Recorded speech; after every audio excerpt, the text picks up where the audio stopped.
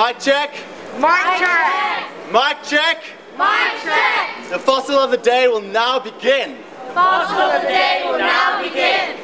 Can we have the flags? Fossil of the day.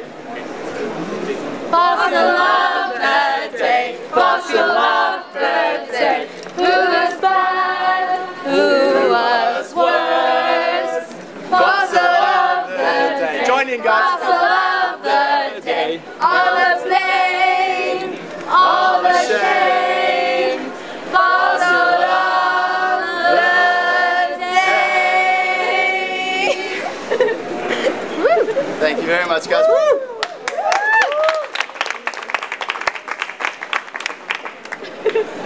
Welcome everyone, ladies and gentlemen, to Fossil of the Day. So basically, we have 1 week down here at the Conference of the Parties here in Durban in South Africa. And Fossil of the Day, what it is it's an award ceremony that awards those countries that have done the most to block these negotiations. Fossil of the Day is done every year at every COP, this being the 17th COP, and it is hosted by the Climate Action Network International and supported by the many youth from all over the world that are here present with us today. Can we just say thank you to them? Woo! Yeah, so basically today you can think of me as Isaac. Isaac is actually running with the rest of his Australian delegation after their climate minister. My name is Dane, and I'm from South Africa, representing the South African Youth Climate Coalition. And basically just think of me as your MC, as Isaac for the day. Alright, so without any further ado, we will jump straight into the fossil of the day in position number 3. Let's get a bit of a drum roll, guys. Number 3 is, come on, the United States of America. Woo!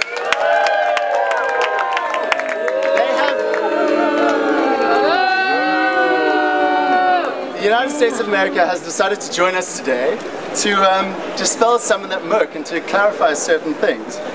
They are here to answer all of our questions. What do you have to say for yourself, America? United States of America? I'm here to be transparent. Any and all questions are welcome.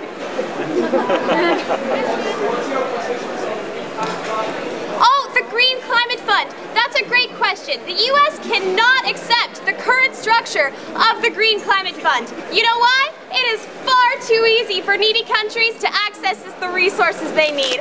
Block! Next question. Right here? How close is the United States to meeting their emission reduction pledge?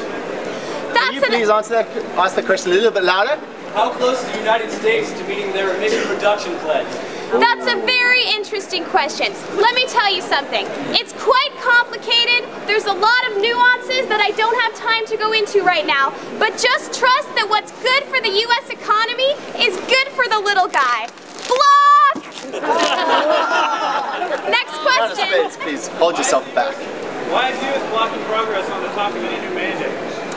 That's quite an interesting question. You know, I would just like to say that there's a lot of domestic policy going on right now that makes it really hard for us to do anything on an international basis. Block! Next question. Right here? What are your thoughts on the Kyoto Protocol? That's a very interesting question. Listen, every time leaders from all over the world get together at a meeting that's been planned for months, we can't possibly expect political progress every time. That's unrealistic, and it's time to grow up. Block! No more questions! United States, thank you very much. Clearly showing us much clarity in the answering of the questions. Well done, as well as doing some very good blocking work. Well done for number 3, now United States of America.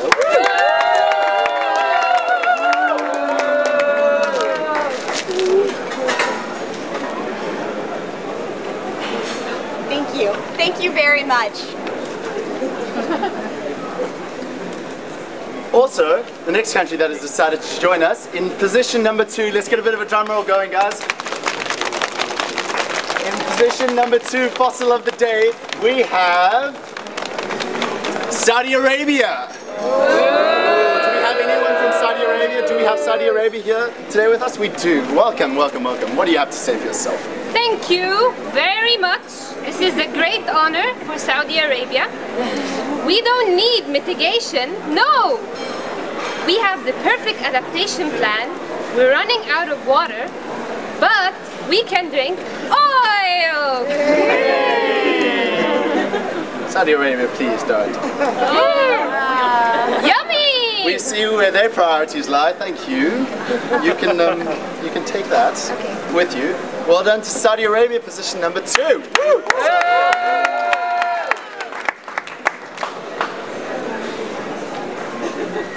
Take your position.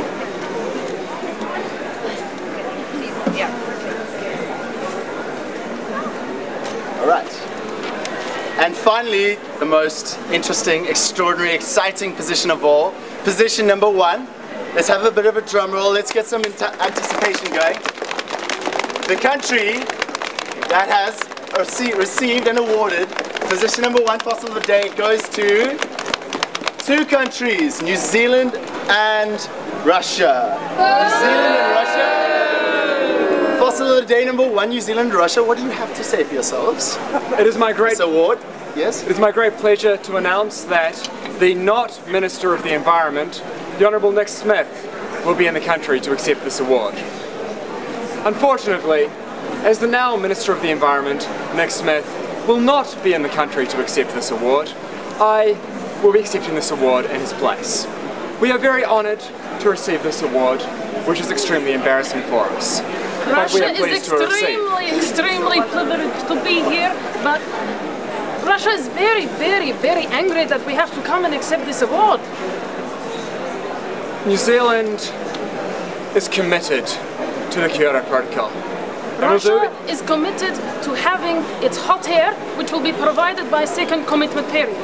Anything to save the Kyoto Protocol. We don't want a second commitment period of the Kyoto Protocol. Although we are not sure if we endorse a second commitment period of the Kyoto Protocol.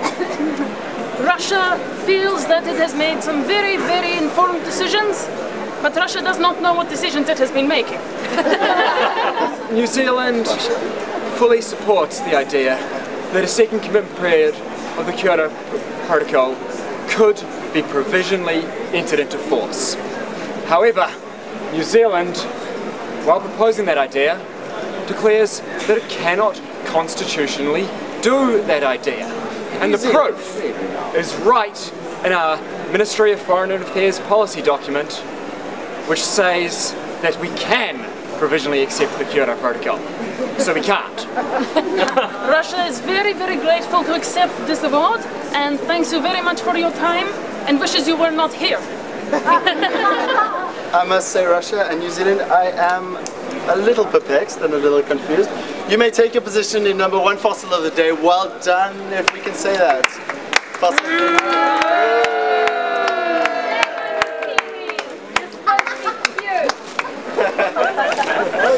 the Fossil of the day, I think you can all give a bow and a wave and a curtsy to our press. Thank you, ladies and gentlemen, for joining us today here at the Fossil of the Day. Just to make sure that you know exactly why each country has been awarded what they have been awarded, I'd just like to give you a little bit of a background on each one. The United States of America, in Fossil of the Day position number 3, has earned the Fossil of the Day position number 3 because the United States is trying to stop progress in Durban and is succeeding and is catalyzing a movement against them as they delay, obstruct and sabotage good faith efforts towards the deal. Thank you. While some of the President Obama's policies on climate change are better than his predecessor, George Bush, the United States' engagement in the talks remains non-constructive. In 2008, when candidate Obama said, "We know what needs to be done. We know what our planet's future depends on a global commitment to permanently reducing greenhouse gas pollution." Bold words they were indeed, but bold action has not followed at the global level. Now here in Durban, the United States has proposed an alarming proposal to lock in a 10-year timeout with no new targets to lower emissions until 2020. Using transparency as a stick to beat other countries with. They insist that transparency is a top-line requirement, even while ducking questions about the transparency measures. When asked today what analysis the United States has done about its own reporting that was agreed to in Cancun, Todd Stern said awkwardly, "We are working on it." They said they have no problem with a legally binding agreement, but then go on to list condition after condition, many of which fly in the face of the original UN Framework Convention on Climate Change. The IPCC scientist turned US negotiator, Jonathan Pershing, assures us that there are an infinite number of ways to stay below the 2 degrees of warming that require only current agreements. We kindly invite him to name one and enlighten us all on one of these agreements. Now is the time for President Obama to remember his words from before he occupied the Oval Office. The threat from climate change is serious, and it is urgent, and it is growing. Our generation's response to this challenge will be judged by history, for if we all fail to meet it boldly, swiftly, and together, we risk consigning future generations to an irreversible catastrophe. The time we have to reverse this is running out. We call on Todd Stern, and the United States delegation to follow through on these words, to act boldly, swiftly, and together, something they have failed to do over the past week. Thank you, United States, and coming in number 3 fossil of the day. Maybe we don't need mitigation errors. This was a statement made by the Saudi Arabian negotiator this morning in the LCA stock-taking plenary. Saudi Arabia continues to insist that work on its particular pet issue of response measures, code for compensation to be paid to the oil producers, is just as important as the global response to fighting climate change with mitigation measures. Thank you, Saudi Arabia. Come in fossil of the day position number 2. Sad state of affairs. In position number 1, fossil of the day, we have New Zealand and Russia, who share position number 1. Russia earns fossil of the day for opposing the second commitment period of the Kyoto Protocol and for trying to carry over the hot air emissions credits into the same commitment period, both at the same time, although it is hard to explain logically. Thank you. Meanwhile, New Zealand, on the other hand, has been acting inconsistently with the Kyoto Protocol negotiations. It has insisted that it could not constitutionally agree to provisional implementation of a second commitment period, despite its internal policy stating that it can. Further, the government has formally announced that the 30th of November Interim Environment Minister, Honlik Smith, will be attending COP17, only to change his mind on the 1st of December. New Zealand has also blocked discussions of carryover, wanting enough carryover to fully cover 5 years worth of the LULUCF emissions. Ultimately, this series of events has led to other negotiators describing New Zealand as deliberately inconsistent and problematic for thousands of reasons, with its extreme positions on a number of issues, making it difficult to reach consensus on anything.